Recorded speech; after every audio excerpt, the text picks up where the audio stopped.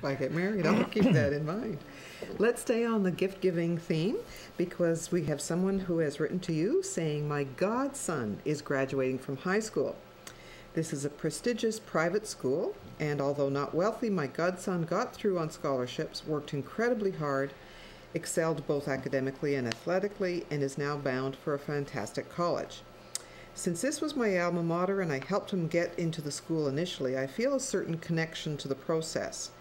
Knowing that his family is going to be challenged financially paying for college, I wanted to give him something special to mark what I think of as a significant accomplishment.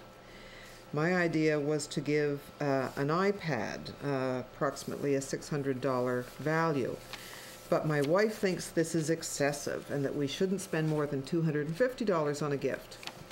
The iPad is within our budget, and I know my godson would put it to good use. Given this background, would an iPad be considered an excessive gift? That's a great question, and I think when, you know, the sentence that struck me was, my wife thinks that $250 is enough.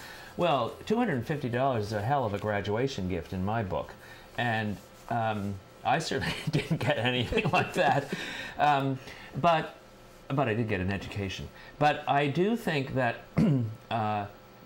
numbers are really very arbitrary in some cases.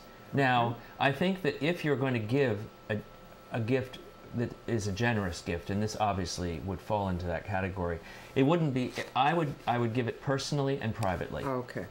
Because I think that you don't want to embarrass anyone. Right.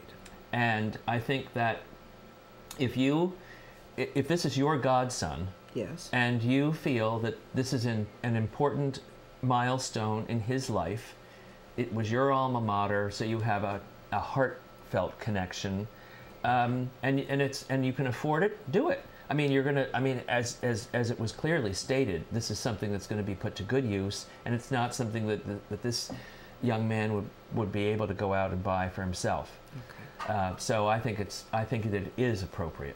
All right.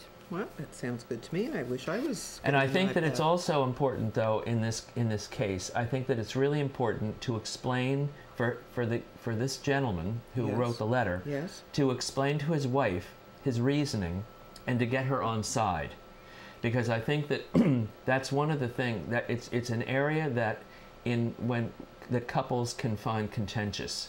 And I think that there's no reason for there to be that sort of a thing. I think that it's really important for the husband to explain his thought process, whether you know, and who pays for it is not the deal here. And I think it's really important for his wife to accept his thought process, his reasoning, as it's fine, because first of all, it's not her godson.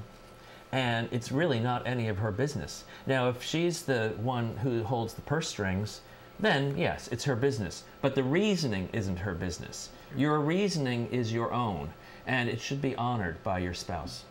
Yeah, because there's a lot of background there that is emotionally. I mean, they've already had a discussion.